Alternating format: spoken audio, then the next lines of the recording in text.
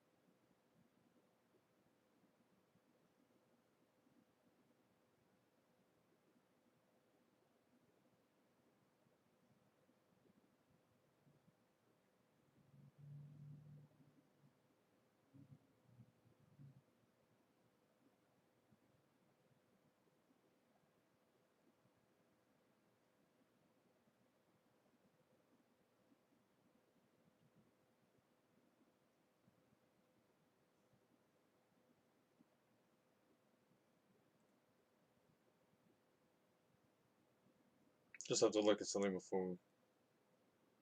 Okay, I can I can do that.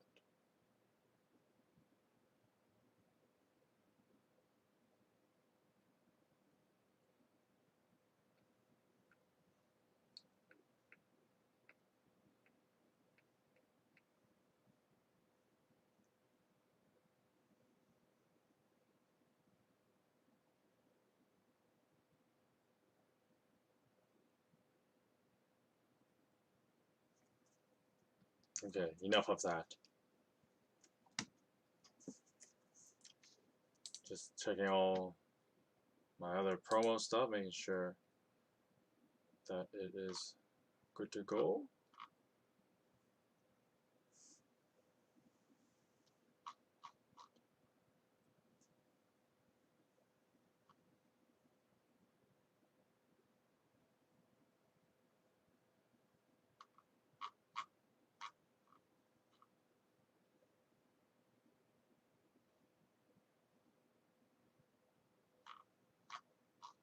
Anyway,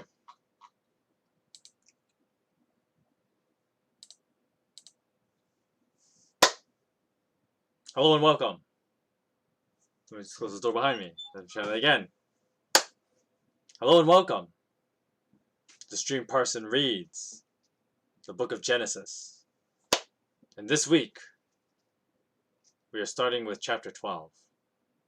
The famous, infamous beginning of the Abraham's journey and the beginning of the, how do I put this? I would say it's the beginning of the Messianic covenant. Some people may argue it happened earlier. Some people may argue it happens later. But I think where obviously there's some prophetic natures of, Jesus coming in like earlier parts of Genesis, I think it's really established, at least within biblical consistency and the way that the Bible's written, a lot of how the Bible presents Jesus as a messianic figure really begins with Abraham. And of course, this was not a problem for the early church because you think of like how Paul, the Apostle Paul, um, he uses the Abraham story reference a lot too when he talks about, the covenant that really brought forward, um, the idea that God was going to bring Jesus as the Messiah to, um, save us from sin. And I think, you know, with Paul's rationale, it makes complete sense to really consider Genesis 12 as the quote unquote beginning of that covenant. Of course, there are places, well, the reason why Genesis 3 doesn't really count, because it's not like God makes a covenant with Satan in that sense, because that's who he'd be making the covenant with if you take the Genesis 3. And when people say, the Messiah stuff came up a lot with David, that was more like a reaffirmation that it would continue through the line of David, because at that point, you know, it wasn't just Abraham and one offspring, right? Because at that point we had a lot of, you know, Hebrew people running around. So by David's time. But when we talk about the promise given to Abraham, as we will get into, hopefully we'll get into a fair amount of that, because it depends on how much I actually cover in reading today. Because I'm going to start with Genesis chapter 12, but I'll talk a lot more about like the Messianic covenant stuff, because it comes up a lot in chapter 15 as well, which is actually a very interesting chapter, and I hope to get that one covered today. So we'll see how far along the Abraham story we get.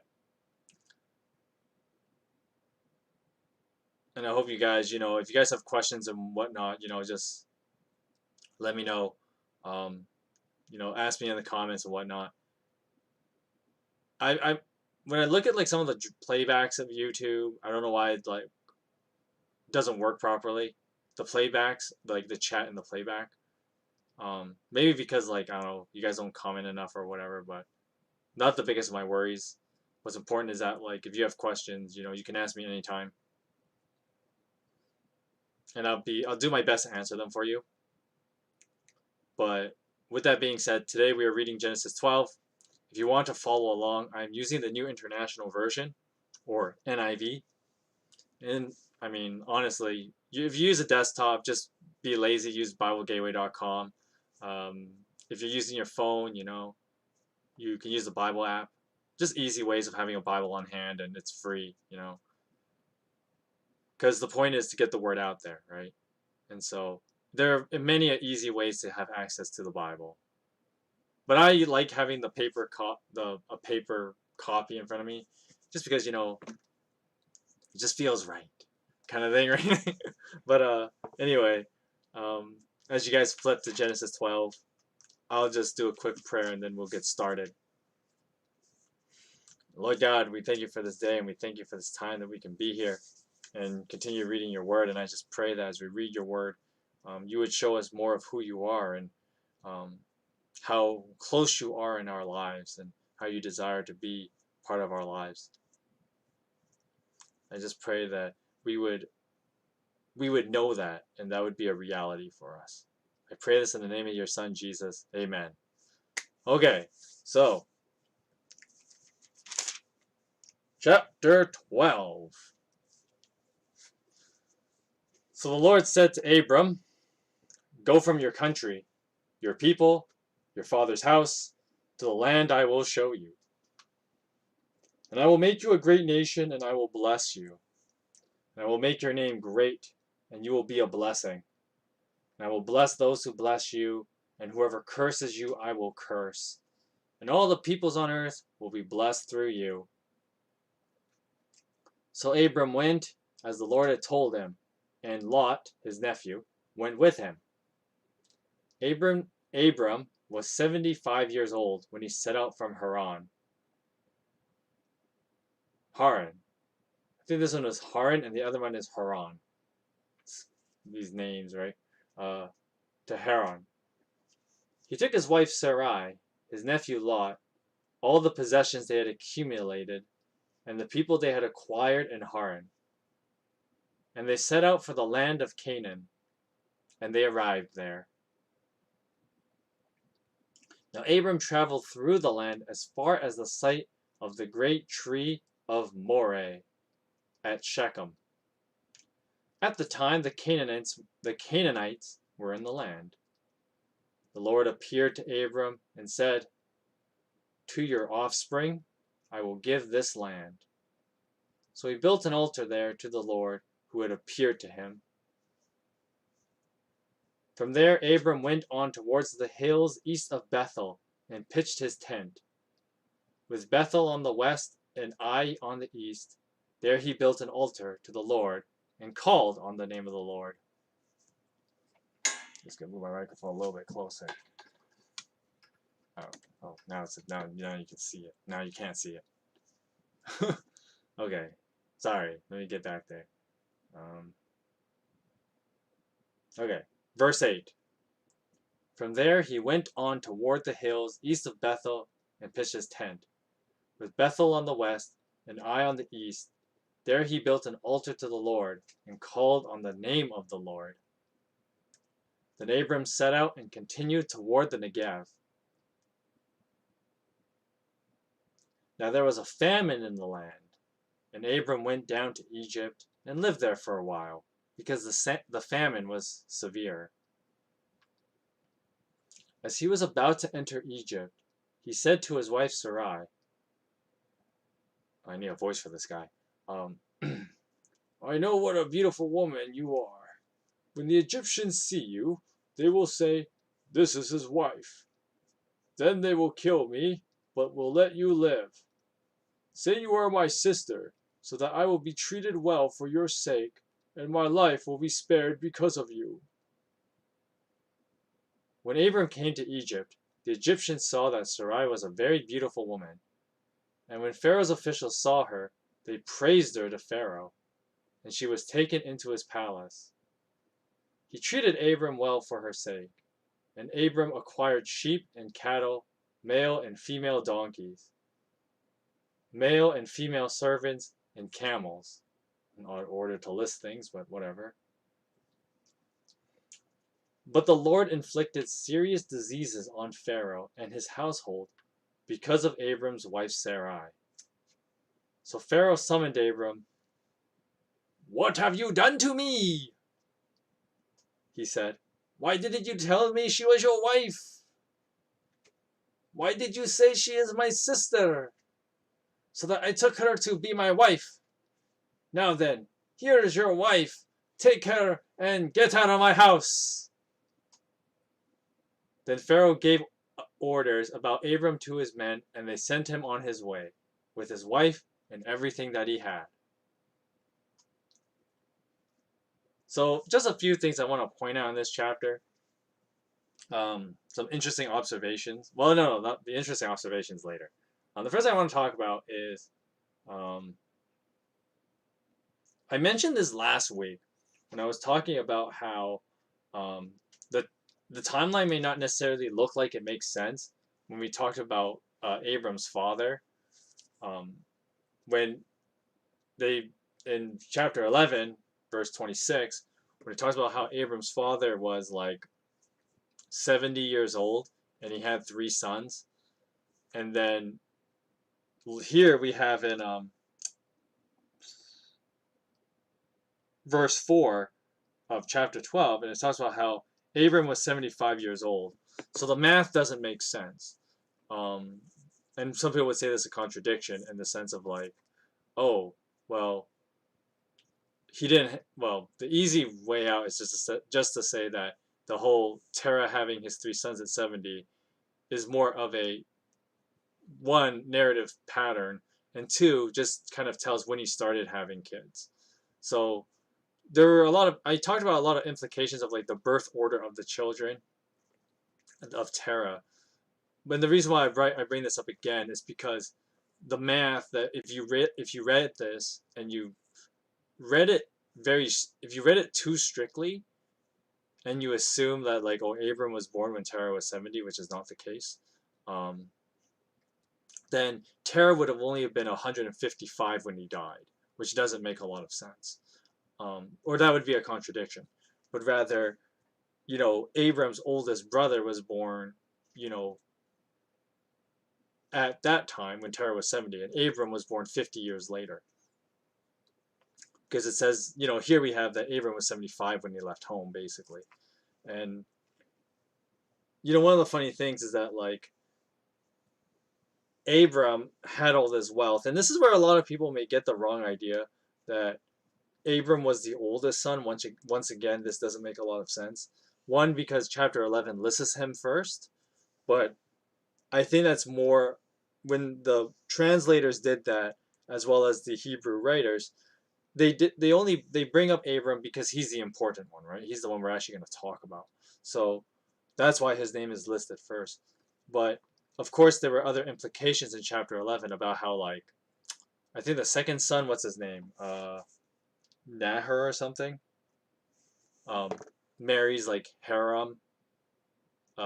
Harem's daughter, which makes it his niece. Yeah, people were messed up in the ancient world. But um, and then of course it mentions that he Nahor married his niece after her father died. Kind of a dick move, but that's how people do things, I guess, in the ancient world. And the implication is that the oldest brother must have been Harem, and Harem was way older, so he might have been born when Terah was 70, and Abram was born 50 years later, to make the math make sense.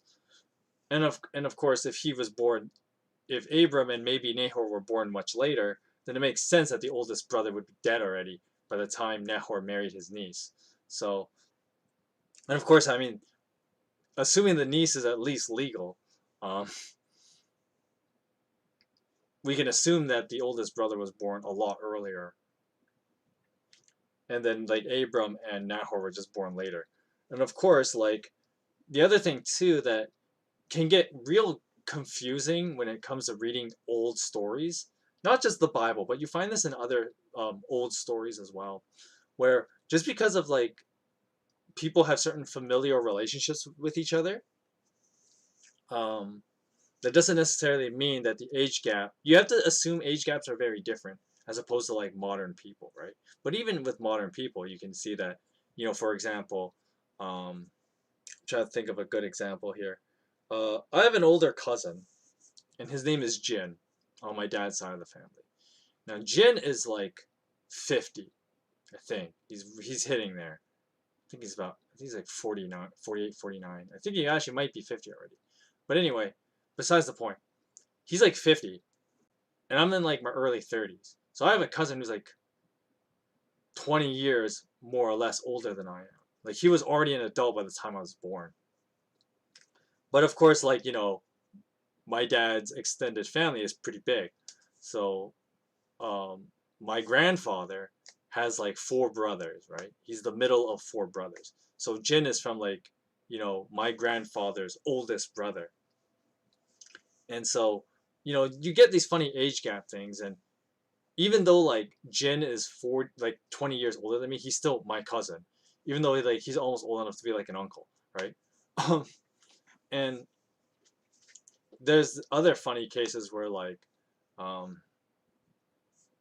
because the way that people do funny things. A funny example I was just thinking of, and I was watching, um,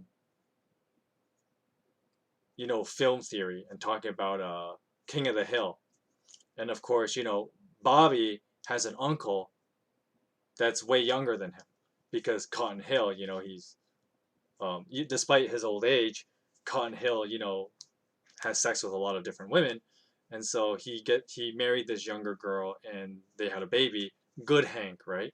And or GH as they call him.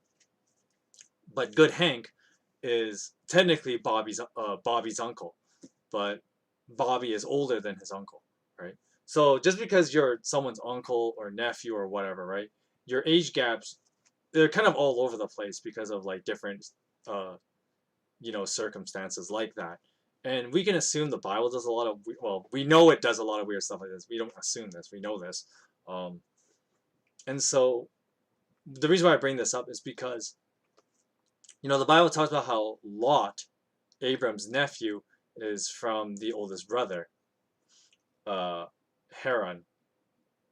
And just because they're like uncle and nephew relationship, they might not actually have a huge age gap. It's not like Abram's 75 and then like Lot might be like in his teens or something. I mean, that's definitely possible. But of course, we know that Lot has his own family, right? So, um, and has adult daughters at one point in the story, like a few chapters later. So basically, these age gaps don't mean all that much. And of course, we run into. I'll obviously bring this up again when we talk about like Jacob. This kind of happens with Jacob too, where Jacob technically marries two of his nieces. So that's even worse than Nahor. Jacob, the guy who's later named Israel, pulls this kind of crap and he marries like two of his nieces. Um, but of course, at the same time, he doesn't have a huge age gap to his nieces because like his cousin is a lot older than him. So it's kind of weird like that, right? And the ancient world's a funny place, and ancient stories in general are funny stories, right? Because they do weird stuff like this, and you know, it's quick to pick on the Bible for doing this, but like Greek mythology does this a lot too, right? Like technically, Uranus is Gaia's son, and they have kids together, which is messed up.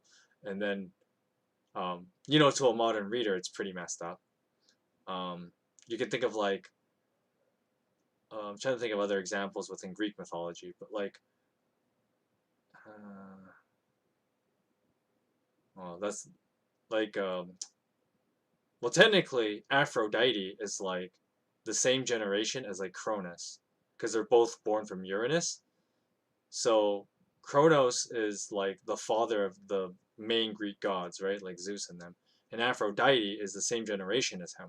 But Aphrodite also marries Hephaestus, who is Zeus's son. So technically, Aphrodite is married to like a grandnephew, right? And stuff like that. If you wanted to be really technical about stuff like that. So ancient stories, they do weird stuff like this, but at the same time, people just kind of treated it as normal. That people have these funny age gaps, and the way that people get married to each other is, well, weird. Um, but obviously, later religious systems were developed to kind of regulate a lot of that. So not as much weird crap was going on as far as people how people married each other um, was concerned.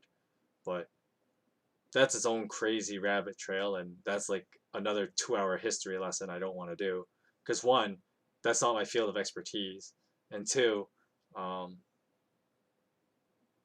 the you would have to like read into like a lot of how different cultures did these kind of things, and it would require a certain amount of cultural understanding and cultural contexts that even I don't have a good grasp on when it comes to like how how some parts of India do this too.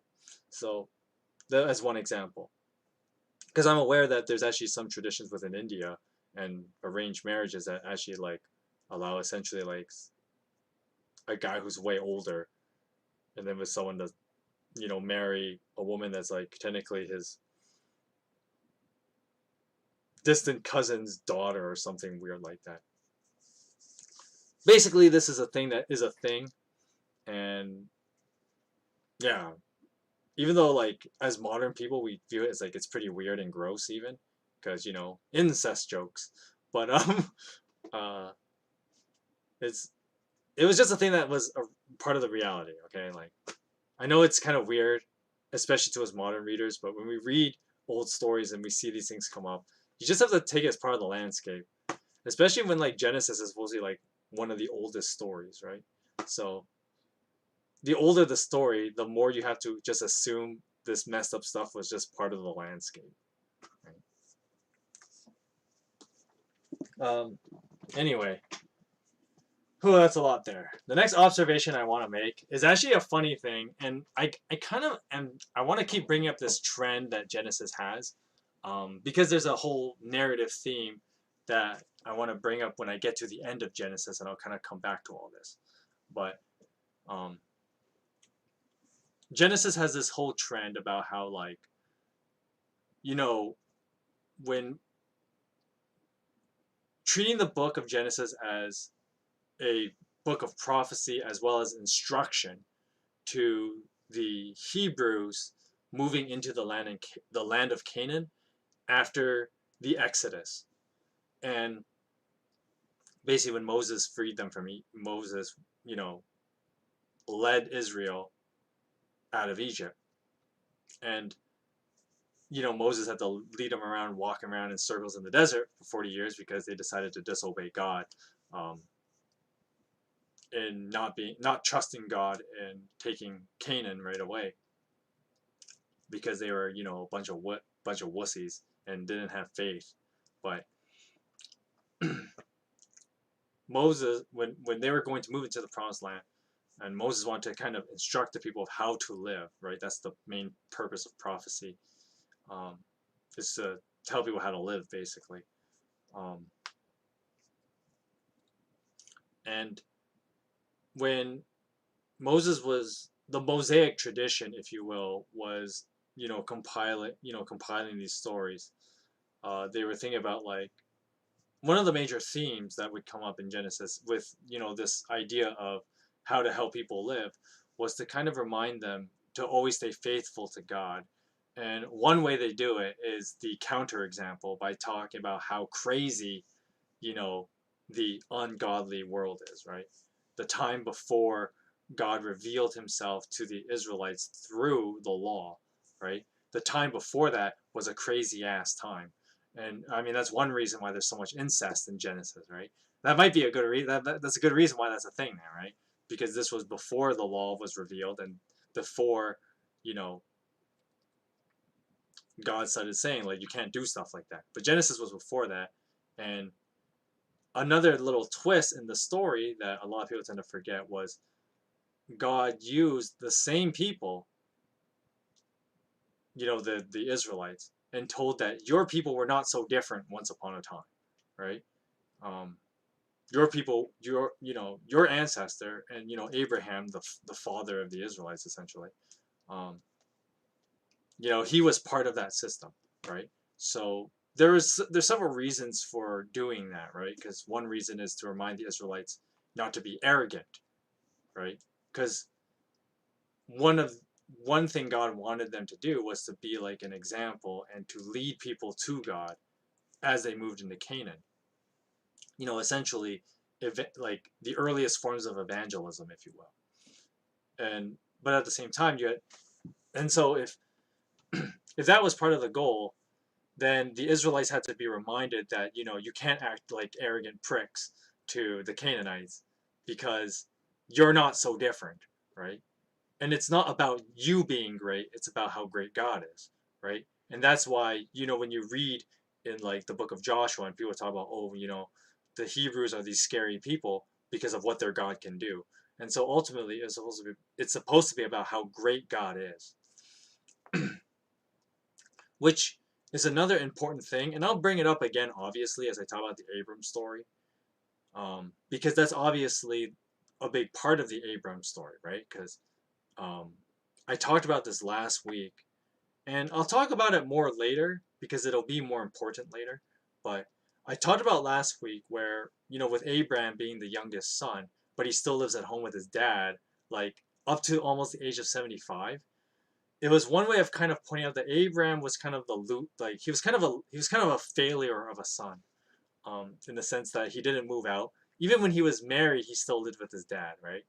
Um, and basically stayed with him until he died.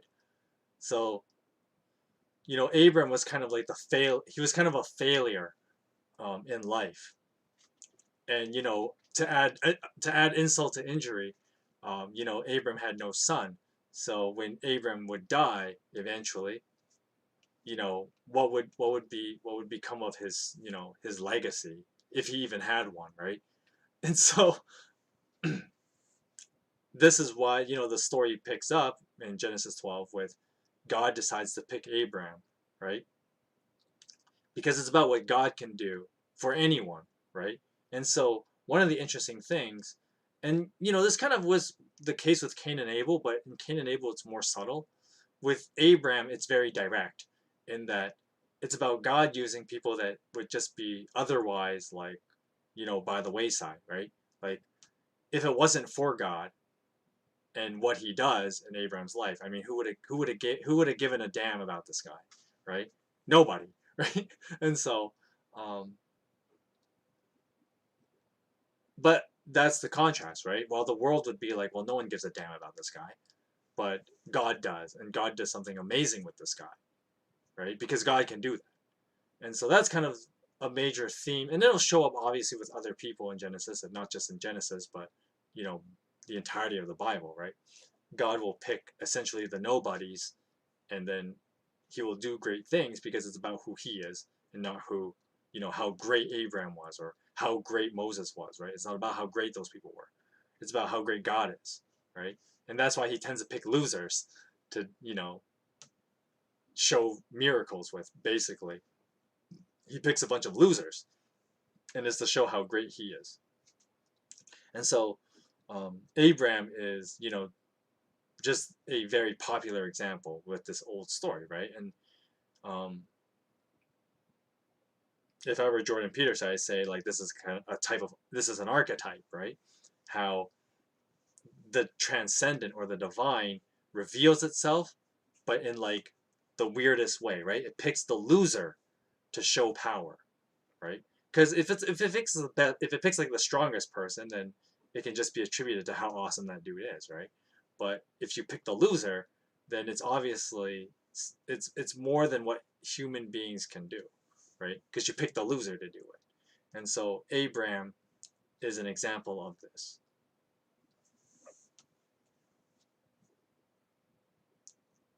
Well, that was a lot of exposition for 9 verses.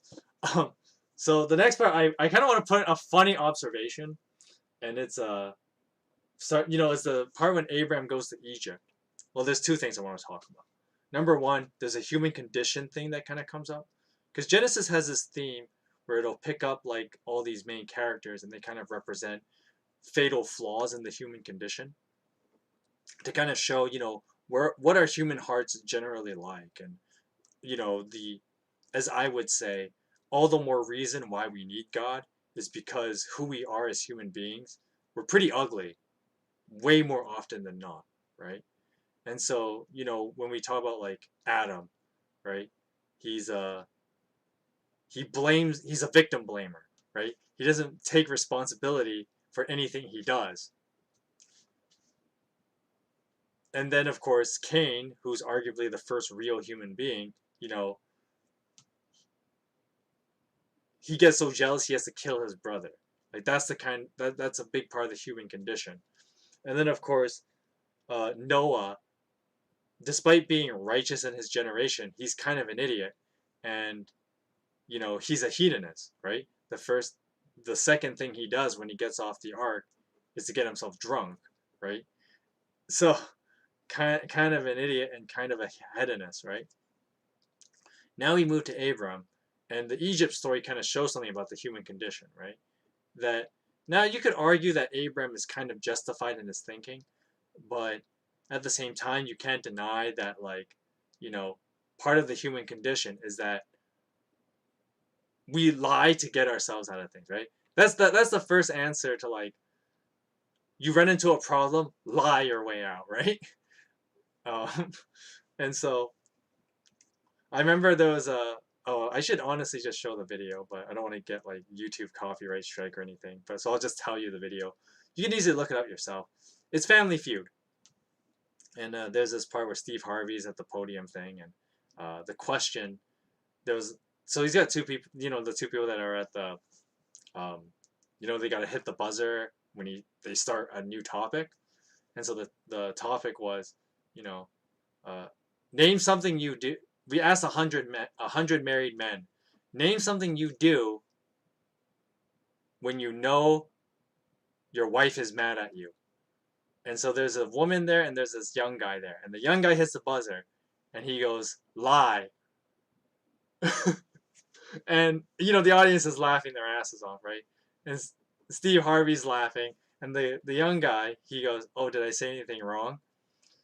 And then Steve goes up to him and he goes, son, you don't know how real that answer is. And so the idea is that, like, that's human nature, right? Like, oh, we're in trouble, what are we gonna do? We're gonna lie, right? The first thing a guy's gonna do when he knows he's in trouble, especially with his wife, is he lies, right? And that's just a part of the human condition. And we laugh about it because it is funny, but it is a problem, right? Like, lying is not good. Um, it's not uh, surmount to a good society. It's not good because you can't build relations on lies, right? Um, and stuff like that. So, but at the same time, it's a core part of the human condition because that's what we do as humans. Whenever we're in trouble, we lie, right? And so Abraham is that character, as far as like, we're gonna point out these examples of the human condition. And Abrams is, you know part of the human condition is we lie to get out of trouble, and Abram is the token character, right? Because he does it more than once, which is the funny part, right? And maybe we might cover that in our reading today. But that's kind of how Abram's whole contribution to revealing the human condition, if you will, is that he's the guy who lies to get out of trouble, because that's what people do, right? We lie to get out of trouble. Um, and of course, it is a little funny, especially in this story, right? Because on the one hand, it's like, okay, it's kind of justified why he thinks what he thinks, but on the other hand, the circumstances of what leads up to this, he needs to lie to get himself out of trouble, is kind of weird, and that's the next thing I want to point out. So, um, in the story, Abraham says to his wife, he says like, I know you're a beautiful woman, and when the Egyptians see you, they'll want to, have you for themselves and whatever, and they'll kill me. So let's lie and say you're my sister. And I always found this funny when I read this, because I'm like, wait, hold up. Isn't Sarai also like super old? Like, the Bible goes out of its way to say, I don't remember off the top of my head, but I think she's like 10 years younger than him. But 10 years is, when you're if I were dating a girl 10 years younger than me, it may seem like a lot. Because when I'm 30 and she's 20, well, that's one thing. But when you're 75 and the woman's 65, I don't think it's that much of a difference. Like, you're both old. They're both, by definition, seniors, right? Which begs the question, though, like, would people really have thought, this 65-year-old woman walks by and people would view that as like, I mean, beauty's in the eye of the beholder, obviously. I'm not trying to sound like an ageist here, but at the same time, you really think that, like, you know,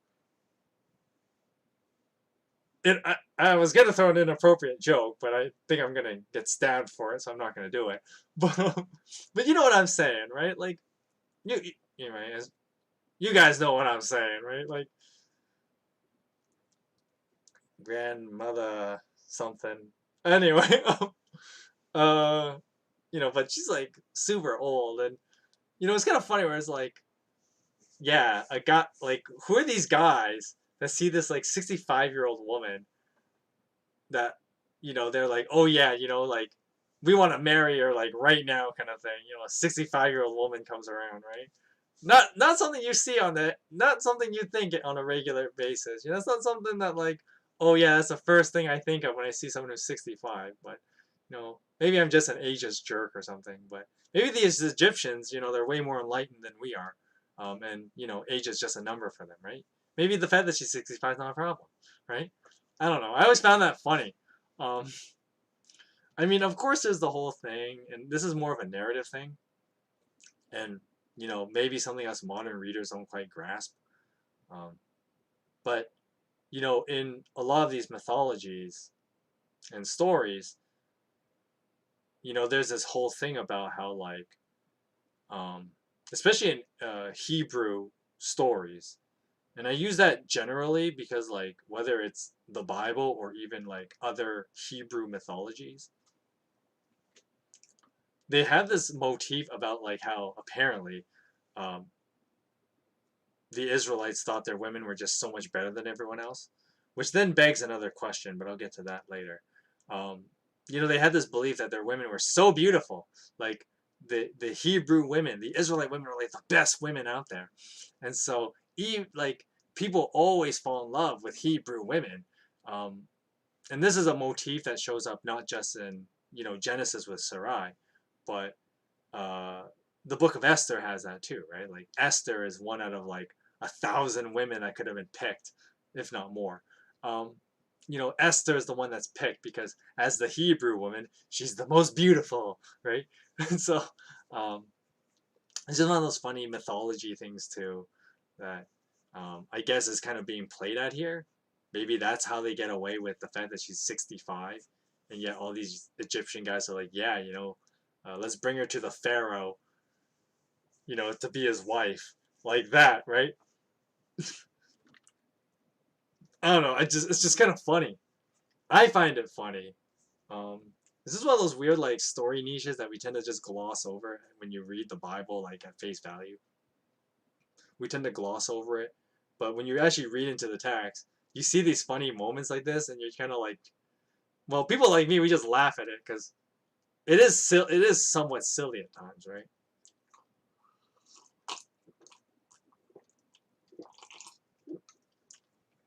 Like it can be pretty silly. The fact that she's really old, but yeah, at the same time, I guess she's still got it going on at the age of 65. Maybe she does, right? Um, for all we know.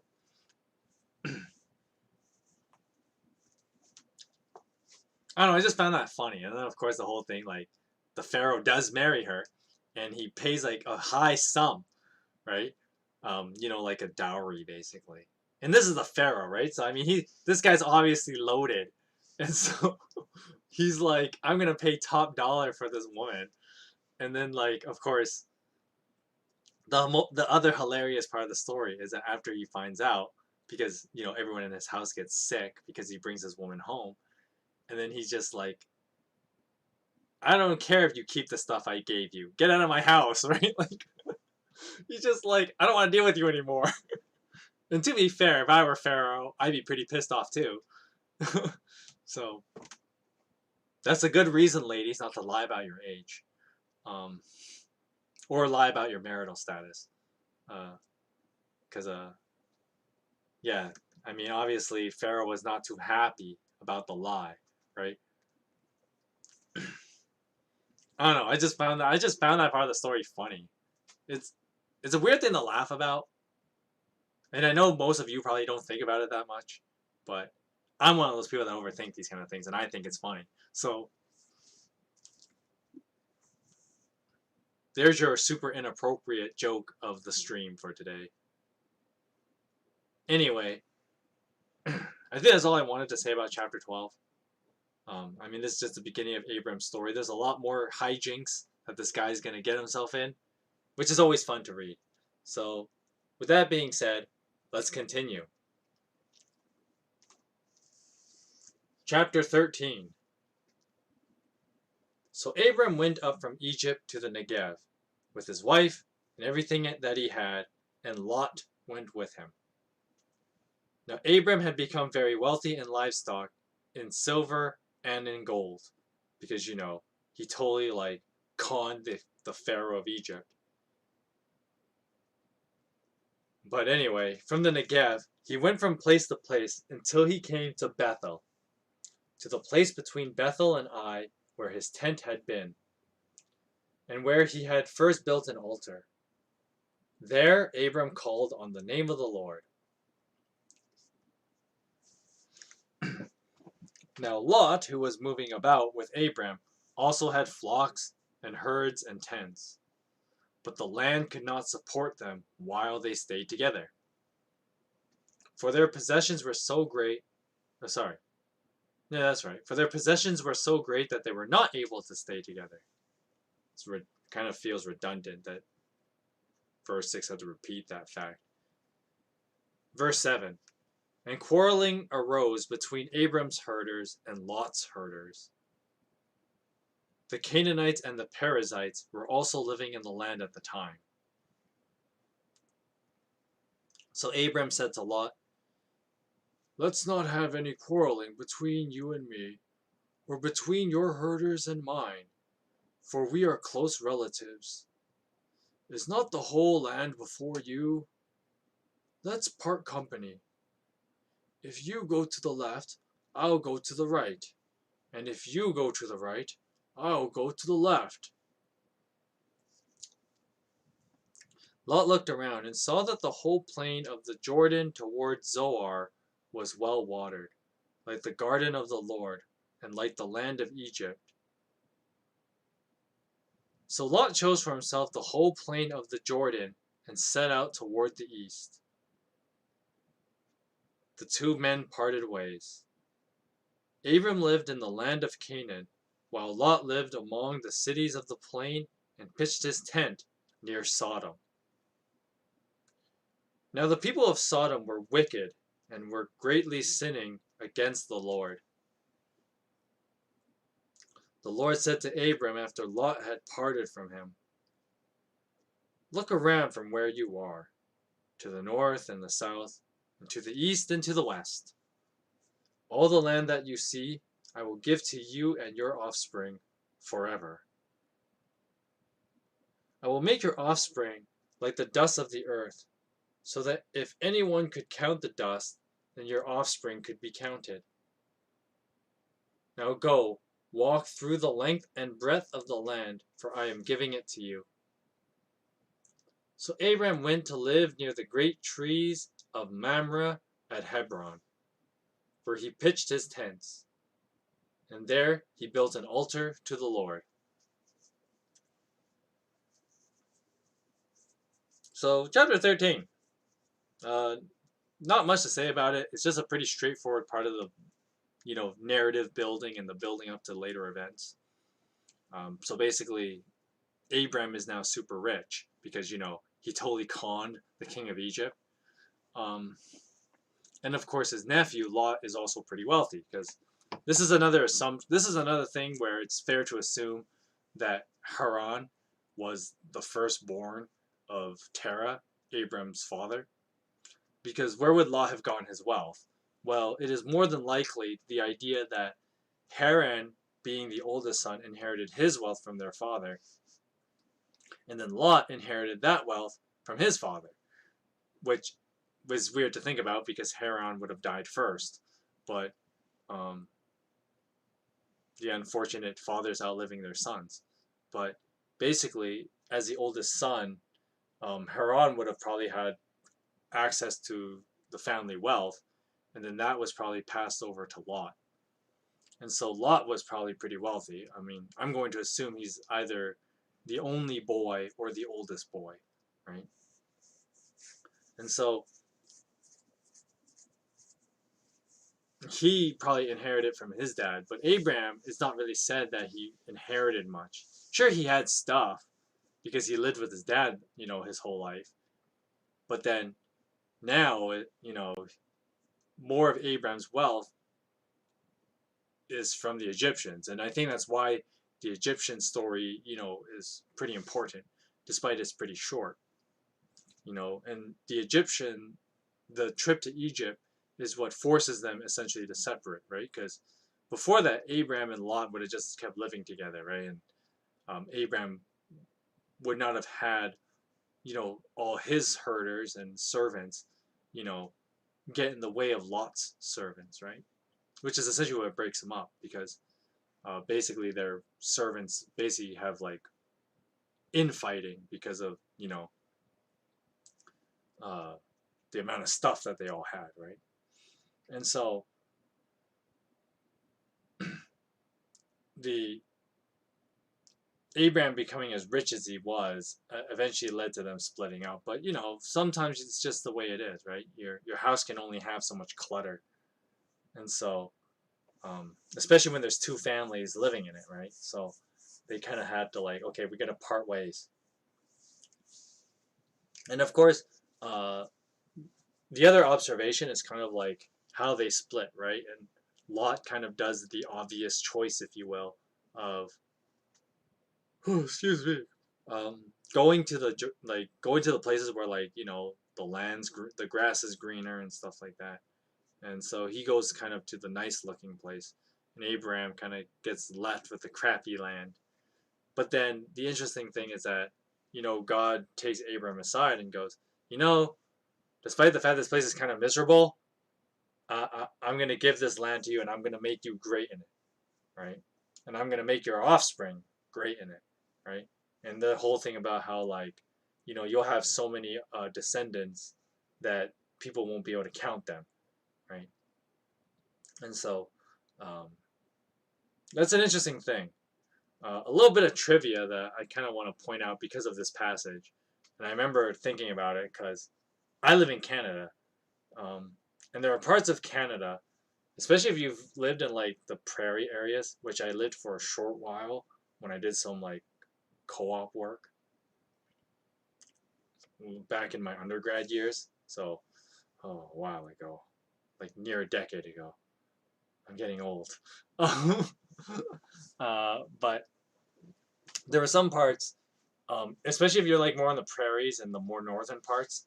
There's an expression that Canadians use, and we talk about how a place only God could live in, because some place is just so cold that only God could live there. And the idea is that like a place God could live in is basically a piece of crap land that nobody wanted to live there because nobody else could live there, right? Like in Canada, there are places that go like below 30 degrees Celsius. No one wants to live there. It's awful. It sucks. Right? Like, you know, one thing I see in Vancouver, and it's one of those funny things where like after I spent a winter in like north of Edmonton, I spent one winter there, and I never complain about Vancouver winter ever again. Right? Never complain about it ever again, because winter in Edmonton or winter north of Edmonton, that was hell for me. Like it was so cold. I hated it. I hated everything about it. Right? Like that's a place only God could live in because that place was hell. Right? Below 30, like 30 below, like never want to go back. I never want to go back. Right? Because it sucks. All right? I love my Vancouver weather too much, and I'll never complain about it ever again. Right? But you know, we talk about like a place only God could live in. And, you know, it's kind of funny that, you know, the land of Canaan was kind of like this. It was kind of like rocks over here, rocks over there, and more rocks over there, and an ugly hill back there, right? Like, and that's kind of the land that, you know, Abraham is kind of stuck with because Lot went to go live in the better part, right? But once again, you know, going on this whole theme that it's not about, you know, what people can do, right? Because people are pretty crappy, right? I mean, we're pointing out all the human condition problems, if you will, the negative parts of the human condition with a lot of these Bible characters. But then it's God who is able to work past that and do great things with and for people. And so, you know, this is just another case of that, right? Like Abraham's really got the short end of the stick, right? He's a filthy little liar. He's a family failure, which, you know, they may actually coincide. Maybe he couldn't move out because maybe he couldn't keep a job because he kept lying all the time or something. But, well, we're not totally sure. But basically, you know, Abraham's the loser, right? And now he's stuck in this crappy piece of land. But despite that, you know, God's gonna do something, right? He says, you know what? I'm gonna do something for you. I'm gonna make you great. I'm gonna give you a big family, and they're gonna be awesome on this planet. And that's kind of the promise God gives them, right? And I'm sure that would have been a very big deal for Abraham to hear this kind of thing, right? Because, you know, he's already been a failure for basically his entire life up to this point. But now God's like, you know, I'm gonna do something. I'm gonna do something new with you. And you're not gonna be, you know, stuck in this rut that you've been in for a long time. And that's something that, you know, I'm sure you've been to church and you've heard pastors tell this story. And we talk about how, like, you know, God can do that in your life. And I mean, that's obviously true. But, you know, I think another important aspect of the story is to remember that, like, it's not about, you know, who the people are. Because people are crap, right? Even the quote-unquote fathers of the Israelites, you know, they're crap people. But it's all about who God is. And that's something that we always have to keep in mind.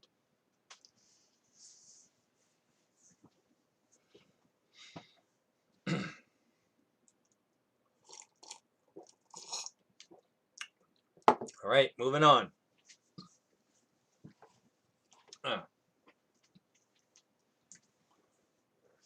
Chapter 14. Now, at the time when, how the hell do you say that?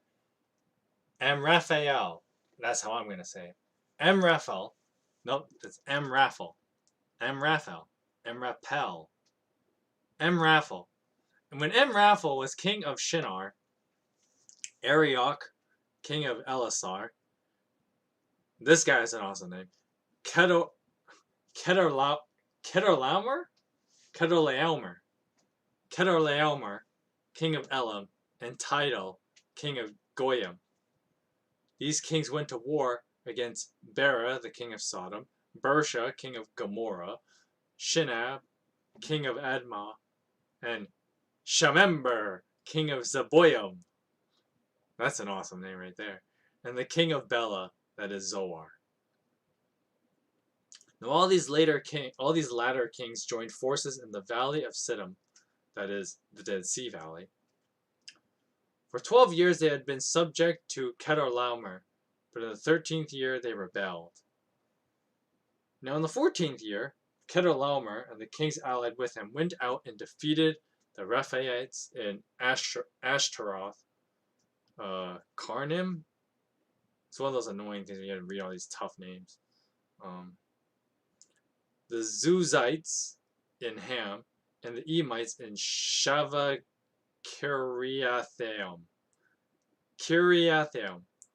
and the Horites in the hill country of Seir, as far as El Paran near the desert. Then they turned back and went back to En Mishpat, that is Kadesh, and they conquered the whole territory of the Amalekites, as well as the Amorites who were living in Hazazon Tamar. I'm going to just turn this on. Okay. And I'm going to put this thing in just in case I get any visitors. I'm going to put this here so I can hear it. But I'm not actually going to put it in my ear yet. Unless I have to. Okay. Verse 8. Then the king of Sodom, the king of Gomorrah, king of Admah, king of Zeboyim, and king of Bela, that is Zoar, marched out and drew up their battle lines in the valley of Siddim against Kedorlaomer, king of Elam, and basically the other kings. I'm not going to read them all again. Verse 10. Now the valley of Siddim was full of tar pits, and when the kings of Sodom and Gomorrah fled, some of the men fell into them, and the rest fled to the hills. The 4 kings seized all the goods of Sodom and Gomorrah and their food. Then they went away. They also carried off Abram's nephew Lot and his possessions, since he was living in Sodom. A man who had escaped came and reported this to Abram the Hebrew. Now Abram was living near the great trees of Mamre the Amorite, a brother of Eshcol and Aner, all of whom were allied with Abram.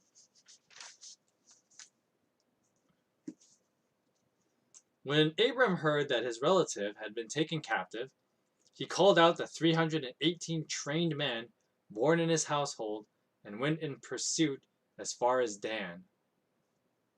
During the night, Abram divided his men to attack them, and he routed them.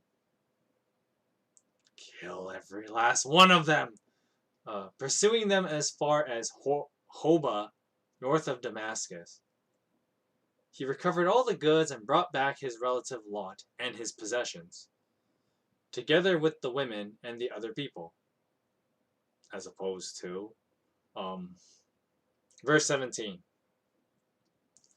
After Abram returned from defeating Kedorlaomer, and the kings allied with him, the king of Sodom came out to meet him in the valley of Shaveh, that is the king's valley.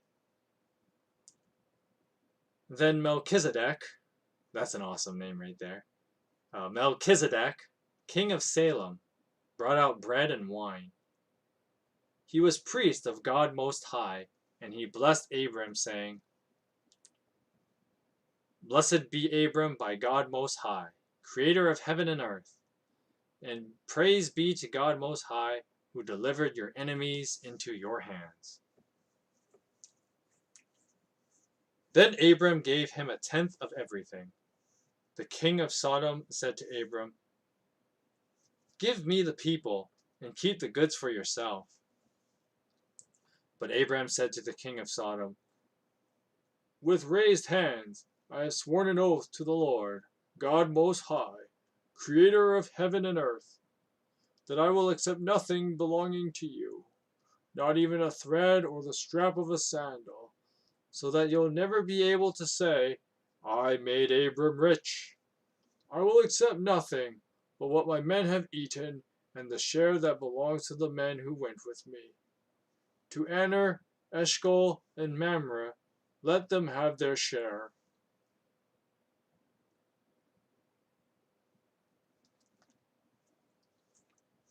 Chapter 14, another chapter that just kind of just moves along with events. That Abraham, he meets the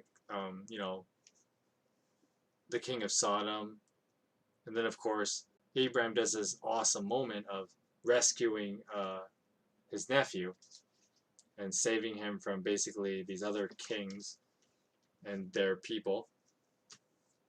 And Abraham somehow it's not a somehow thing. It's actually something interesting that a lot of people tend to forget about how old warfare was. In the ancient world, warfare was actually a pretty small ordeal. I mean, it's one of those things that as warfare had evolved, right? And as warfare was able to evolve because of, development of new technologies, then it became a lot larger, right? But back in the ancient world, fighting was only like a few hundred guys here and there. And, it's not these like 1,000 people armies. That would have been pretty hard to do. Which, we read that in later parts in the Bible where as, warfare became more evolved and there was like tens of thousands of people in an army, right? First of all, it took a long time to amass that many guys.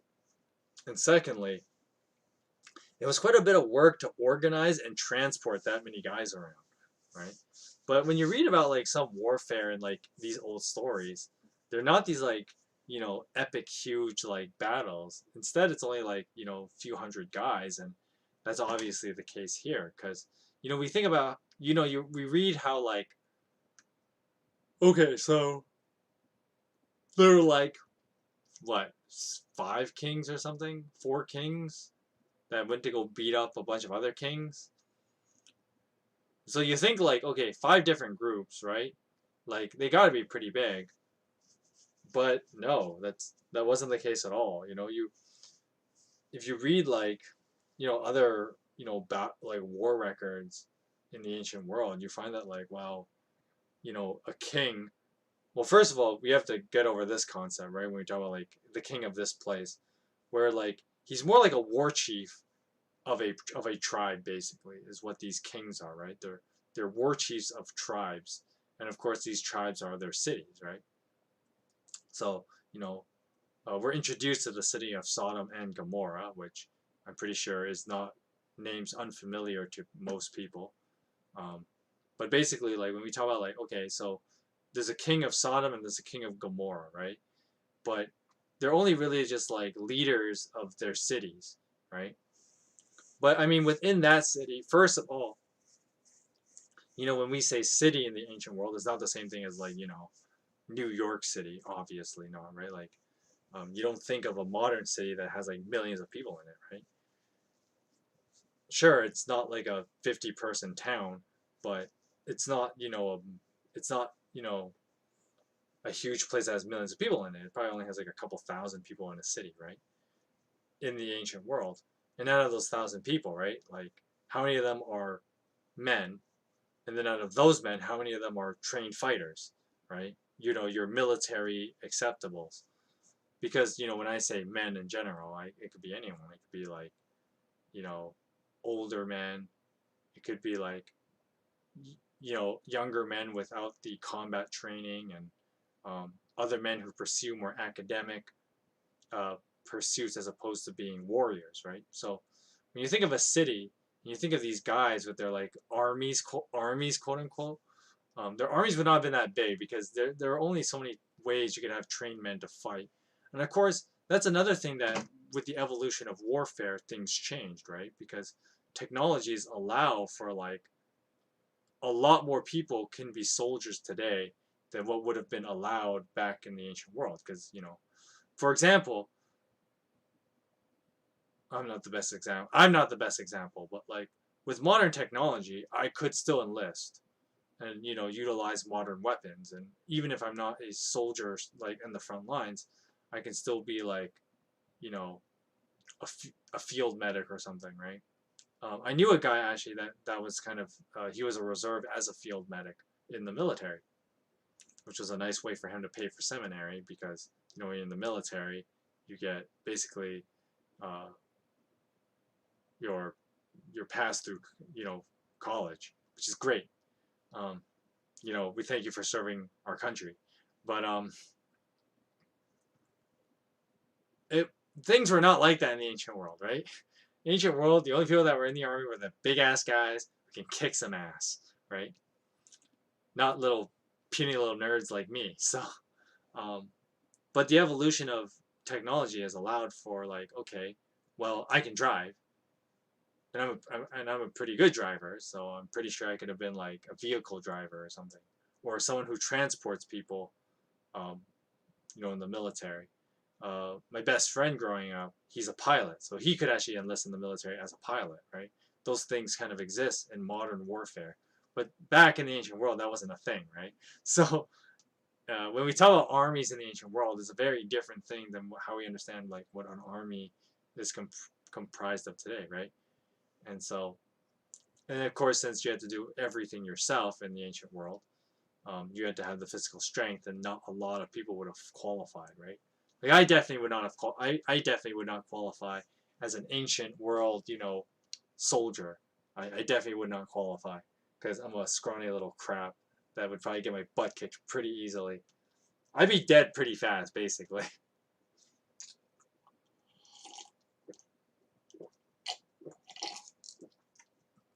But I just want to point out that like I always found the story kind of funny, where it's like, oh, these five kings united. Is like, it sounds like it's a big fight, right? And then some people will go like, wait a minute, does it make sense that Abraham was able to fight with only 300 guys? It's like, yeah, because that's probably how big the other army was too. They're not like, it wasn't like you know, the movie 300 where it's 300 Spartans versus like what 10,000 guys or something silly like that. Like it wasn't like that, obviously. Like five cities would have had barely 300 guys. So it's just one of those funny things. Um, anyway, that's just a funny observation I wanted to make about that. Another thing to talk about this chapter, and I think one of the significant parts of this chapter, like what makes chapter 14 significant. When I was younger, I didn't quite understand, um, like how you build up stories well. I mean, to be fair, when you're a teenager, you actually really don't. That's why people struggle to like. I remember, you know, it's one of those funny things where like if you're in high school and you don't get a great mark in English, and then it's like, wait a minute, but isn't English like the one language you actually speak? Um, how do you get a C in English? But that's because also in English class you deal with stories and um, literature and stuff. And why lie about it? High school does not do a very, very good job of teaching you how to read literature. Um, not all that well, anyway. But I mean, teenagers, right? How much can they know about good literature? It ain't easy. I'm not saying that teenagers are dumb. I'm saying that literature is actually really hard to understand. And expecting teenagers to figure it out is a very tall order. But the interesting thing about chapter 14 was kind of, well, we call it world building, right? And the world building it does here is that it establishes, how Abraham, um, gains power in, Canaan. Because one of the things that you tend to forget, when you just breeze through Bible stories and you don't think about like the in between the lines too much, then you forget about how like, later parts in the Bible, like, or in Genesis, Abraham's basically treated like a celebrity. And you wonder like, well, when did that happen, right? But chapter 14 is kind of the explanation of that. It's kind of a story of explaining something that will happen later in the story. So that's what world building basically is, right? You're using a story to explain something that you're going to do later. And so, uh, chapter 14 is basically a world building chapter, and it builds, the kind of world that the tribal world that the Canaanites used to live in this tribal world, Abraham will become a celebrity and he'll become someone that's like everybody knows who he is. Because when you understand that, then a bunch of other things later in Genesis actually like, oh, it's not so far fetched. Which there were a few parts like when I was growing up, and you read these Bible stories at a young age and you don't quite grasp that, and then you read later parts and you're like, huh, how did that happen, right? When you miss the nuances in earlier world building chapters. But I think that's something important to know in this chapter, that there's a fair amount of world building going on, and God just gotta be smart. You just gotta really read into it because it ain't easy. So I don't get on anyone's case about not knowing exactly, right? So I'm gonna take this thing out now. Okay.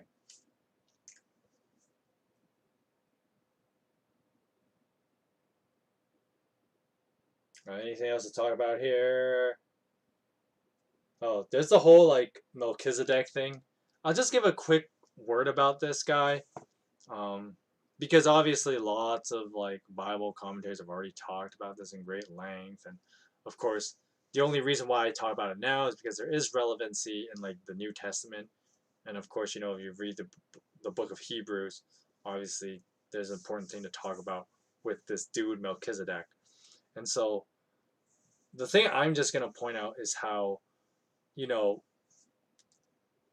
once again, when we talk about like God's revelation into the world, like how God makes himself known. And this is kind of important within the Hebrew context. Like if you understand the Hebrew context, it's kind of like, yeah, whatever.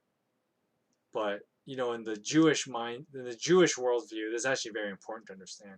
And it's that, God's relationship to his people, you know, sure, Abraham has this epic adventure with God, but the story of how God reveals himself to people is not something like, oh, it's a Juda- uh, Judaism exclusive thing, right? Like God had revealed himself, well, basically since the beginning, more or less. And so the idea that, here we have Melchizedek and we don't really know where he comes from, but, obviously God has already revealed himself to him and his people. And so this is where this is implied by the whole like, well, Melchizedek is a priest of the God Most High. And so Melchizedek obvious and his people obviously have revelation. And so even though to most moderns we would understand that like, well, the monotheism, Judaism was one of the big early pushers of that idea, as opposed to most other, you know, ancient religions would have had polytheism or something like that, right? Because there's animism, which is technically its own thing, even though like there's elements of polytheism in it, but at the same time there isn't. Animism is kind of confusing like that, but stuff like that. But this idea of transcendent monotheist God. Many historians would say like, well, the Middle East and religions like Judaism would have like started this trend, but the Bible is pointing out that like, well, actually, it's actually older than that, and it transcends, you know, just cultural groups, right? It's not like the Jews are special in that sense because they're not, right? But rather, God reveals himself to all kinds of people, and Melchizedek is an example of this. Another thing a lot of Bible commentators will mention about the Melchizedek thing is that this, you know, and this is where like, the revelation of God, meeting other people groups. And that is where Melchizedek with Abraham, they do something that is basically like treated as like, well, first Jewish tradition and then later on Christian tradition, right? So there's a part where it talks about how Melchizedek comes with like bread and wine, right? Which, I mean, anyone who knows anything about Christianity, you immediately have images in your head, right? Communion or the Eucharist, whatever you want to call it, right? Boom, we have it right here in Genesis 14, right? And this is happening, that early, right? And this is before, God really reveals himself the way he does with Moses, right? So this tradition of the bread and wine has already been around. And so a lot of Bible commentators point out to, like, Melchizedek, being the symbol of, like, you know, Christ's covenant with us, right? And so doing the whole bread and wine thing, which is similar to the Eucharist. And then, of course, Abraham, with he also does part of what had been a age-long, religious tradition, and he gives him a tenth of his stuff, so that's the tithe, right? So with Melchizedek, this random ass stranger that shows up in chapter 14, we get a lot of these, like, religious traditions with him. And it's kind of interesting that Abraham starts partaking in these religious traditions because, with Abraham, the interesting thing is, like, sure, he builds an altar here or there, but we never actually see him, like, do any sacrifices. Well, at least not yet. And we don't see him do a lot of other quote unquote, religious tradition stuff, right? Not until now. Like, he builds 2 altars before this, but we don't actually know if he does any, like, what we would constitute as religious tradition until here in chapter 14. So it's just something that, a lot of people point out, and it's a neat observation. And of course, Melchizedek shows up, or he's referred to in the book of Hebrews, and talk about how, like, an order higher than Abraham's order, right? Because Abraham is part of the law, and then Melchizedek is part of an older tradition, right? And that's the true tradition, quote unquote, right? So this is where the Melchizedek shows up. I don't know how long I'm going to keep reading. I'm actually kind of feel a little bit tired, but I will read chapter 15, and I think I'll end the stream. So I know it's a little bit shorter today, but I don't know what it is. I feel a little tired. Well, part of it is because, like, my week is all messed up, and I worked a long week this week, so I'm still, like, it takes a lot to recover, actually, especially when you do, like, 3 overnights, and overnight shifts really mess with the sleeping schedule. I know it sounds like I'm just making excuses, but I am pretty tired, so I'm actually just gonna do one more chapter, and then we'll call it here. And that's chapter 15, a chapter I actually really like. So, here we go, chapter 15. So after this, the word of the Lord came to Abram in a vision. Do not be afraid, Abram. I am your shield, your very great reward.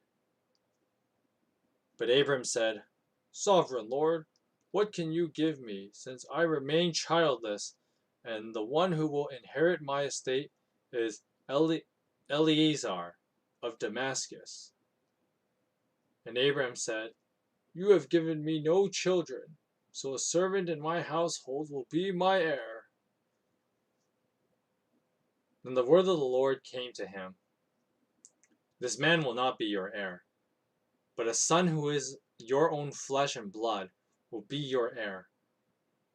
He took him outside, because God could just do that, I guess. He took him outside and said, Look up at the sky and count the stars, assuming you can. Then he said to him, So shall your offspring be.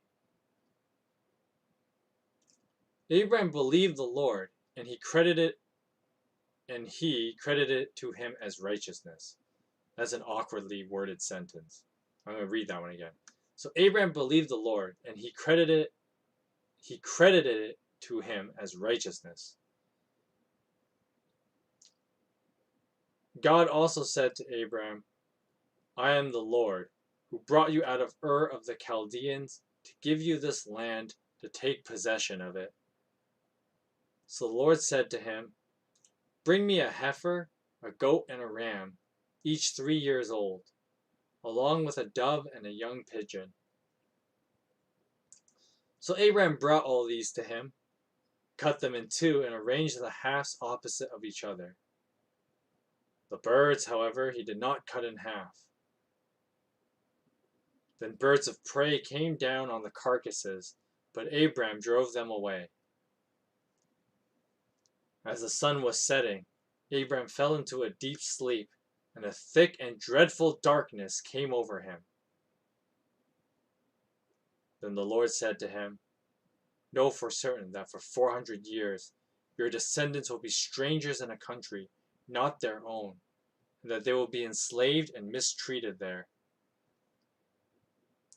But I will punish the nation they serve as slaves, and afterward they will come out with great possessions.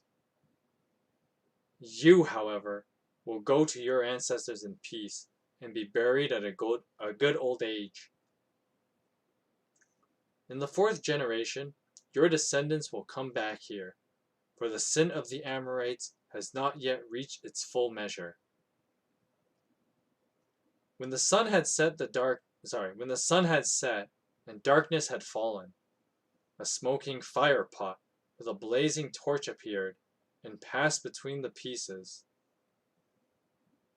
And on that day the Lord made a covenant with Abram and said, To your descendants I give this land, from the Wadi of Egypt to the great river of the Euphrates, the land of the Kenites, Kenizzites, Cadmonites, Hittites, Perizzites, Rephaites, Amorites, Canaanites, Girgashites, and the Jebusites.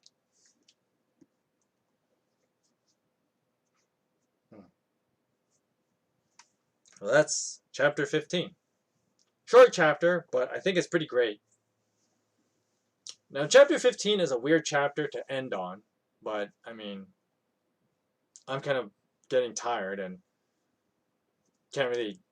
Like, the best way to explain chapter 15 is if, like, you read the whole Abraham story, and chapter 15 kind of sits nicely, well, kind of before the middle, but it really is kind of a centerpiece of the Abraham story.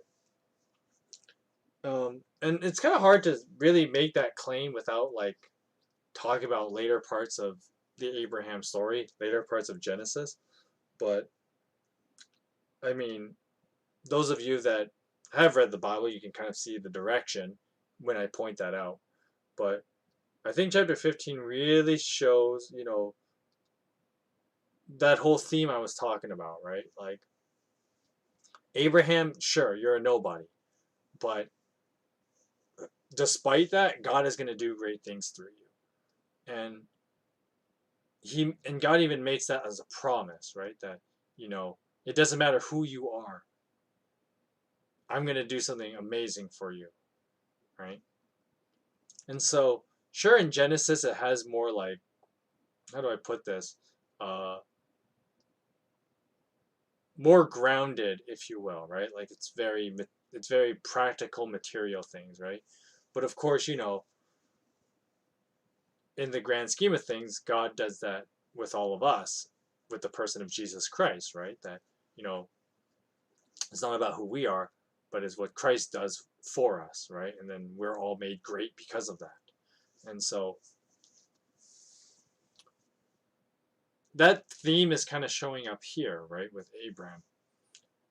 But of course, with Abraham, this is the early part, right? And Abraham still doesn't obviously grasp a lot of what God is doing. And to be fair, nobody really did until Christ came anyway. So um, that's besides the point. But, I think what's interesting here is, God makes a big deal out of this idea that, like, it's not about who we are, but God wants to use us anyway, which is pretty like, how do I put this? It's one of those things that, like, I understand when people are skeptical toward this because it does seem too good to be true at times, right? Like, you know, who am I? Who are any of us to like warrant, you know, God, God's favor and God wanting to do stuff with our lives, right? Who the heck are we to do? Like, who the heck are we to warrant that, right? But um, to God, I guess it doesn't matter, right? He has this kind of plan in motion and he's gonna move with it. But I think that's a very important thing to, you know, understand in this Abraham story. Of course, there are other very much more straightforward narrative parts to talk about when it comes to the significance of the covenant. Of course, once again, that requires a little bit of spoilers. You know, I'd have to read the rest of up to at least Genesis 22 um, to kind of talk more about this. And I will obviously come back to chapter 15. I will talk about it next week as I read more of Genesis. Because obviously, when I cover the other half of the Abraham story, well, more than half actually. So I'll try and make next week's stream a lot longer, which means I better rest up better. But I think what's interesting here is that God, um, you know, once again, God is doing something despite Abraham's weakness. And that leads to the most interesting observation in chapter 15 that I think, I don't know why a lot more Christians don't talk about this particular part of the passage. And I think this part's actually pretty awesome. Um, and it's the whole part where, like, okay, so first of all, God acts along with like human tradition here. So this whole part where they take animals and they cut them in two and they lay out their dead body, they split up animal bodies on the ground. And this was part of ancient world treaties. You can actually read in like Babylonian, um, you know, mythologies and Babylonian stories. They do something very similar. Just like I guess it's just a Middle Eastern thing. And so, um, basically, what this tradition was it was the way that they did like a business contract, because I guess you couldn't just write it on paper, and paper didn't preserve as well back then, right? So, I mean, paper as we have it now was not a thing back then, right? So having a paper contract wasn't the easiest thing. But what they would do was this very ritualized thing of how they made a business contract, basically. It was a very ritualized event. Oh, excuse me. And so what this ritualized event of, you know, cutting these animals and stuff, it was meant to be like, since we're doing this whole like killing animal thing seriously, we have to treat our agreement that we're going to have seriously. And so there was a symbolism to the dead animals and their halves being laid on the ground. And so basically, the contract was, okay, we're going to set up this covenant, this business deal, if you will. That's more or less what a covenant is. And basically, the covenant goes something like this: if you don't fill your end of the bargain, you're going to be like this animal. Which is not a pretty, which, you know, nobody wants to be like the dead animal, because first of all, when you're looking at like them literally severed in half, it's not a pretty sight. So, you know, people might have the imagination of like, oh, I don't want that to happen to me. Understandable. No, I don't think anybody wants to be literally sliced in half. Um, and so, you know, the covenant was like, the ritualization of the covenant rather was that if you don't fill your end of the bargain, this dead animal, that can be you, right? And so it's funny that God participates. It's kind of those funny things in the story where like God participates in this, right? He like plays along, and so he's like, all right, so we're gonna do this thing, and you know, if you don't fill your end of the bargain, right? Which is funny because Abraham doesn't have much, right? Like God doesn't ask much of him. He asks basically like, do as like. You just have to trust me, and you know, continue following the direction I tell you, right? Um, But at the same time, I mean, it is a tall order if you think about it. It's like, okay, you have to do what I tell you to do. But then God obviously tries to sweeten the deal. He says, well, okay, so I'm basically what you have to do is you have to do what I tell you to do. Which, okay, to a modern reader, we might be like, oh, I don't like being told what to do. But, you know, that's just the way life is, you know. There are times when we have to be told what to do by other people. But basically, God, Abraham's side of the covenant, or the contract, I should say, I'll use the business language. His side of the contract is, okay, you do what I tell you to do. But don't worry, I'll sweeten the deal for you, okay? Like, if you do what I tell you to do, I'm gonna give you I'm gonna give you an heir to your family. You're gonna have a biological son of your own, which is already a pretty sweet ass deal because you're an old fart and your wife is also super old. So, you know, no doubt you're probably thinking, and I know you think that you can't do this on your own. But don't worry, I'll make a way for you, which sounds like a pretty sweet deal. And on top of this, God sweetens the deal even further, and he's just like, yo, on top of giving you a son, I'm gonna make that son like the best thing ever. Like he's gonna have like a whole bunch of descendants, and they're gonna be like uncountable. And he uses the star analogy, right? It's like, okay, you can count the stars, and that's how many descendants you can have, assuming you can count them, right? And it's kind of one of those funny things where God kind of taunts Abraham to do that, right?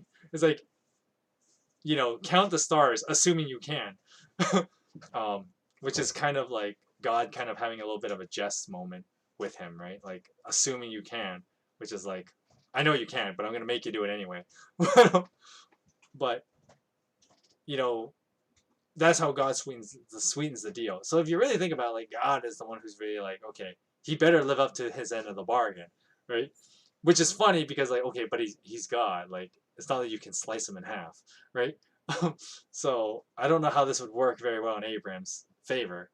But anyway, God plays along with this like ancient tradition of how people did business contracts basically by slicing dead animals. Um, but then, of course, comes the twist of the story. And this is the part that's really amazing in this story. So the story goes along and it's like, okay, so a bunch of carrion birds and birds of prey are going to come down on the dead bodies because, I mean, who doesn't love fresh meat? So a bunch of birds come on the dead or trying to eat off the dead animals because they want the fresh meat, and I mean, who wouldn't? But Abraham starts, he fends them off, and he does a pretty good job for a while, right? So he's fighting these animals off for a while, and the Bible uses a certain type of language, which I will get into, for, let's say, in regular people language, Abraham exhausts himself, right? To be fair, when you're fighting off like vultures and eagles and crap like that, or falcons, I guess, you're fighting like falcons and vultures and crap for like a couple of hours. You're gonna get pretty tired, right? I mean, you're seeing me here, and I just read the Bible and talked for like an hour and a half, and I'm already tired. Going back to the whole, I wouldn't fit much as a soldier in the ancient world, I'll tell you that much. I get tired for reading for like an hour and a half. Friggin' Abraham, an old fart, mind you, is fighting off birds of prey for like 2 hours, if not longer, right? So, Abraham fights off these birds for a couple of hours, and then he exhausts himself and he falls asleep. But of course, if you understand the mythology as well, when the Bible uses certain wording, it has a certain pattern to it, right? So let me just find the verse exactly. It's the verse 12. So in verse 12 it says, as the sun was setting, assuming Abraham was driving these animals off for a couple of hours, Abraham fell into a deep sleep, and a thick and dreadful darkness came over him. So this is a mythology term, and basically what happens is the implication that it wasn't just Abraham exhausting himself, but it was also like God making sure he stayed asleep. And so basically, like, even if you were exhausted, if someone came by, you might wake up, right? But the deep sleep is that he would even sleep through what was going to happen next. And part of that was because what would happen next was beyond Abraham's control, right? Because the contrast is what Abraham was able to do, what, fend off birds for a couple of hours, versus what happens next, right? So what happens next is, God says some stuff to him.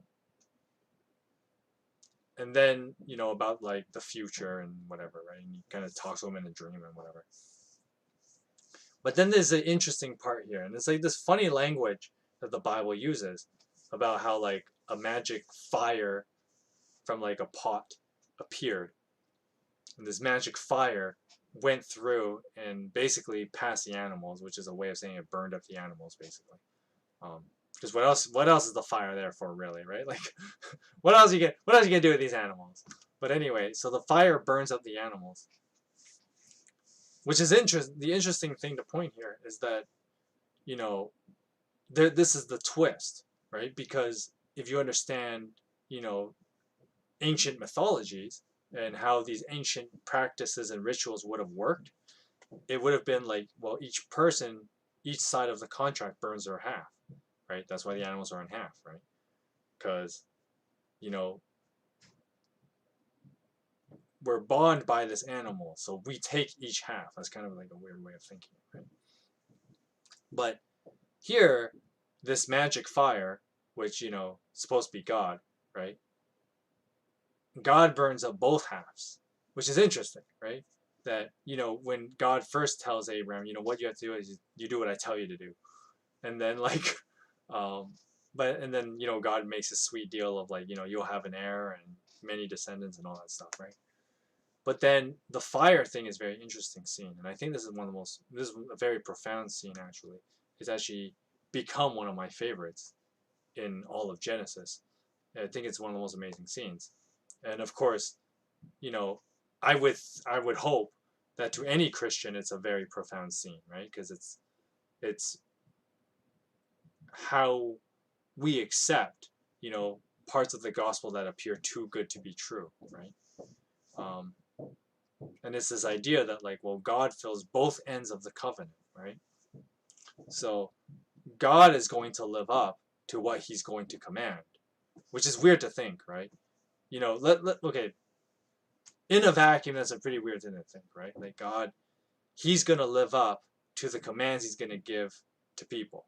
So on the one hand, like, it's the great leader, right? God is portraying himself as the great leader, because as a great leader, he will not ever tell us something that he is not willing to do himself, right? That's what defines a great leader. God will not do something that he will not tell you something that he's not willing to do himself. Any great leader is like that, right? That's why people love Optimus Prime, right? He never gives an order that he's not willing to do himself.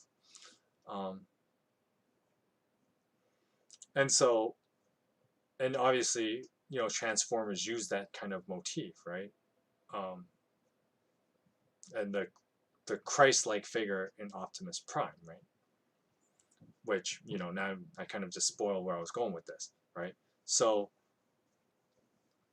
when God burns both ends, it's that whole solidification of the Messiah, and how the Messiah will live, and how the Messiah will be the one who lives out what God tells him to do, right? And so for the Christian worldview, it's about how Jesus came, and even though, and the New Testament, and Paul talks about this in the letters a lot. He talks about how, like, Jesus came and he obeyed the Father even to the cross, right? And so, this scene in Genesis 15 is, the reminder of how the Messiah will live, right, when he comes. And so the Messiah would be the one who lives out what God commands, because human beings obviously cannot do it themselves. I mean, remember, this is Abraham we're talking about. This is the same guy, like two and a half chapters ago, lies about his wife to get himself out of trouble, right? So, I mean, not exactly paramount of having this fulfilled of like, okay, all you gotta do is do what I tell you to do. Which is ironic, right? Because another thing to remember is that, okay, so if God wants people to do what he wants, do what I tell you to do. But at the same time, Abraham is not exactly a guy that you can trust anything that comes out of his mouth, right? So because he's a habitual liar, um, as we'll see in a couple chapters later. Uh, but that's why God's like, well, I'm gonna do it myself, right? And I will bring Christ to do that as the representative of that. He's gonna be the one that does what I tell you to do. And so this is where in Christian theology, this is why the whole like, well, when we believe in Jesus, then that is accounted to us as that same righteousness, right? Because then when we believe in Jesus, we partake in part of that Christ identity because we identify with Christ, and that's what Paul means by our identity in Christ. And so when Christ did what God told him to do, then we live as if we have completed that part of the we live as if we completed that part of the contract of, if you do what I tell you to do, then I will bless you and blah blah blah blah, right? And that's the key of in the Christian worldview of why believing in Christ can lead us to salvation, right? Because I know in a lot of other worldviews, some people may view that and say, well, that's too good to be true, right? How can believing in Christ, that act alone, be able to bring you salvation? And it's because of this covenant that God had set up. That by believing in Christ, you have fulfilled the part when basically your side of the contract with God is you have to do what he tells you to do. But we all know by human strength alone that's not possible, right? Once again, Abraham is the case in point, right? This guy's a habitual liar and kind of an idiot. So, because I mean, most guys are idiots, right? So, and Abraham's no exception. So, but here, when God burns both ends of the ritual, the covenant ritual, the business contract, if you will, right? It shows that God is willing to take that upon himself. And that's one of the beauties of, what Jesus has done for us. That's part of it, right?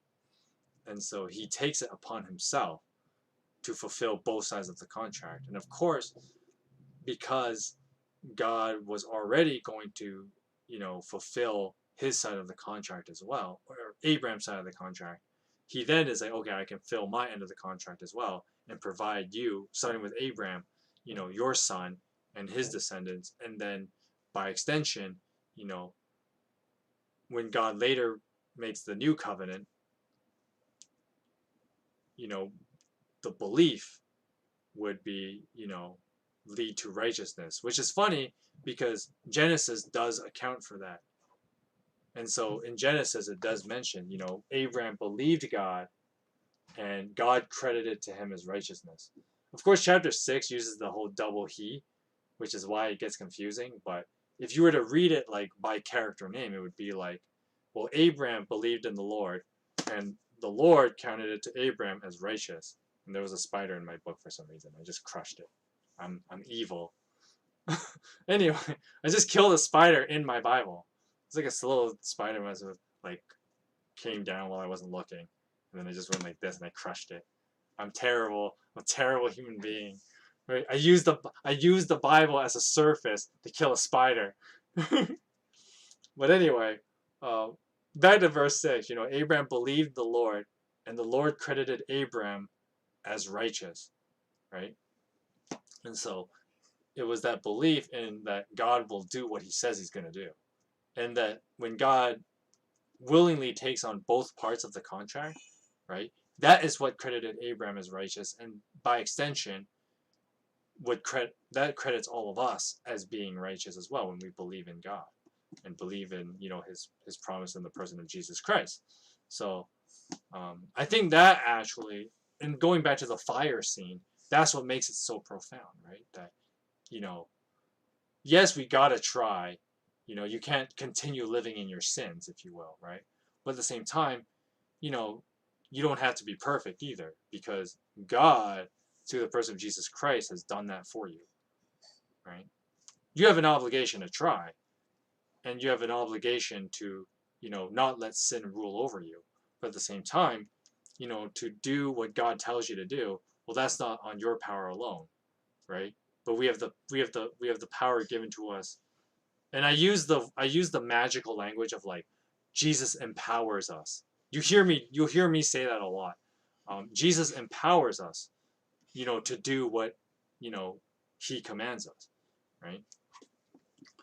And reading Genesis 15 is meant to be liberating in the sense of like, well, God had already fulfilled both ends, and it's not on. It doesn't have to be on me all the time, right? Like God is, faithful in His covenant, and He has done both ends of the covenant, and that's why the new covenant can exist the way it does. So I actually think this is extremely profound. Of course, what makes this scene, really profound in the book of Genesis alone is a later scene with Abraham, because God will prove that, like, you know, God will do both ends of the covenant, and it's pretty amazing when you see it that way. And when I get to that part of the story, it won't be till like at least next week, if not possibly 2 weeks, because it depends how long next week's stream is, right? Because I might not even reach that part, because I mean we're only at the end of chapter 15, and we still got like, let's see, 1, 2, 3, 4, and then like 5, 6. So we got like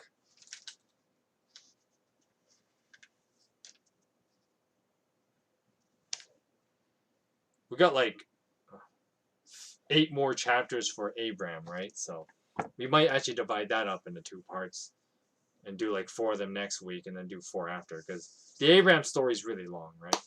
And there's a lot to say about it. So, um, yeah, so you won't be able to see this more like ramifications of chapter 15 until we get to that, the last part of those 8 chapters, right? And so, um, whether I read it next week, but of course I'll come back to chapter 15, because I think chapter 15 is a super important book to really study, especially, you know, in regards to like the Christian worldview, right? In um, and understanding the book of Genesis a lot better in general. In both cases, I think chapter 15 is criminally underrated. Um, it is criminally underrated. I think chapter 15 is arguably one of the most important passages, actually, or important chapters in the book of Genesis. Um, that's my hot take for the day, for those of you who are looking for it. My hot take of the day is that chapter 15 is actually one of the most important chapters in the book of Genesis. And my case I'm making is that this ritual part, where um, God brings a fire and burns and completes the ritual by himself, is one of the most profound moments in the Bible. At the very least in Genesis, maybe not the entire Bible, but it's up there. Um, and I think that's something that, and I think because when people miss that, it's it just shows that this chapter is so criminally underrated, even though it's so good. Anyway, that's all I have to say about that. Right now it is 5 p.m. I have streamed for just under 2 hours. Wow. Hang on, let me see that. It's like going 1, 2, 3. So I read 4 chapters in basically 2 hours. That's, I guess, my average at this point. When you read for like 6 minutes and then you commentary for like the next 20 minutes. Which, I mean, that's essentially how all sermons work if you think about it. So I basically just did like 4 sermons in a row. Hardcore, right? But, I mean, not really. I mean, some people, nerds like myself, would like sit down and read a whole Bible commentary in like one sitting, because I'm a nerd like that. And maybe I don't have much of a life, but it's what I like doing, is reading. I read a lot, probably too much. But anyway, uh, jokes aside, I think I'm kind of done talking. I'm a little bit tired now too. I'm starting to feel it. My eyes are getting droopy. I'm looking at my reflection, or the playback on OBS, and I can see it. Like my eyes are becoming like, whoa. um, but anyway, with that being said, I think I'm actually gonna call the stream here. I just got my work schedule, and it's fortunately gonna be a little lighter. I had to complain to my boss a little bit though, because I was not happy about like the idea of 36, well, like 32 hours in a place I really hate. Um, and it's a without because one, I'm not really supposed to talk about it. Like these things are kind of meant to be kind of confidential. But and especially it's not something I should talk about on the internet of all places. But like, you know, there's a certain place in my guard duty that's like, and I'm not the only one who has this opinion. Like most, if not all, the other guards have this opinion as well. But it's like there's a place that we have to do guard work, but it is not a place for a security guard. It's a place that probably needs like 24-hour police surveillance. Not a guard, not a security guard. It needs 24 hours police surveillance. And I refuse to do that place. I refuse. And for my boss to be like, "Oh yeah, I'm thinking about like 32 hours." I'm like, "No. Hell no." Right? Um but fortunately because of my complaining a little bit, I'm working well, I worked this weekend. Maybe well, Wednesday will be kind of tight cuz I could stream on Wednesday and we'll see what I could do. Um a friend of mine is actually doing like a October kind of theme thing with like horror stuff. Um, I kind of want to do something similar. Of course, I don't.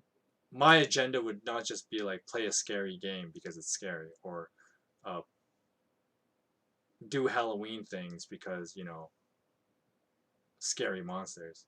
But I mean, doing monster stuff is kind of cool, and it does have its place. Um, another hot take. Wow, two hot takes in the like last 10 minutes. But the I'm but my, if I were to do something like that, I think I'd only do like the one thing for Halloween. Um, so actually, I mean, I know it's only like October 2nd right now, but maybe if you're in, maybe I'll do something for Halloween itself. We'll see. What day is Halloween on this year anyway? Let me just take a quick look at that. It's on a Saturday. That's gonna be kind of tricky, because Saturday is a day where I might be working on the Saturday one, and two, um, I tend to hang out with another guy on his stream. So if I do that, then obviously I'm not gonna do one of my own. Um, but um, that's something I may think of doing, like maybe something for Halloween, maybe on that week. But anyway, I'm getting like I'm thinking way too far in the future here. But like anyway, next week's plan. So I work like the next few days, basically the next 4 days. So I'm off basically Wednesday morning because I have to do it overnight on Tuesday night / Wednesday morning. And so I'll see if I actually stream anything on Wednesday, or I might just be so tired that I can't do it. Like when I was doing my StarCraft stream yesterday, like I had a little bit of an adrenaline rush. I kind of had to like really motivate myself because one, Throwback Thursday was easier to motivate myself to doing it. So, but Wednesday we'll see if I do something. Of course, if I don't do anything next Wednesday, definitely 2 days next week because I won't be as tired, hopefully, on those days. I'll have a little bit more time to rest if I take next Wednesday off. And then next Thursday, for sure, Throwback Thursday. I hope you guys come for that, as well as another reading stream next Friday.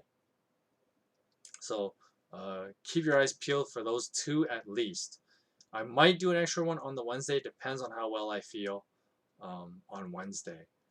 But for next week's stream schedule, for sure, Throwback Thursday and a reading stream on the Friday. So I hope you guys, you know, will come to that. You know, hope you guys are excited as I am for Throwback Thursday at least. And I hope that you guys are learning stuff from me and that I can continue helping you in reading how to read Genesis better, um, or heck, just reading it with you in general. Because it's not about just making you better at reading stuff. Sometimes you just want to hear me read the word, and that's great too. So, anyway, next Thursday and Friday streams for sure. We'll see if I do anything extra like on the Wednesday or something. Um, but I mean, that's the reason for maybe hit the subscribe and the notification, and YouTube will tell you for me um, if I stream extra days, or if not, next Thursday for StarCraft. Anyway, thanks for dropping by. Hope you guys, learned something today, and I hope you guys have a good day. God bless you.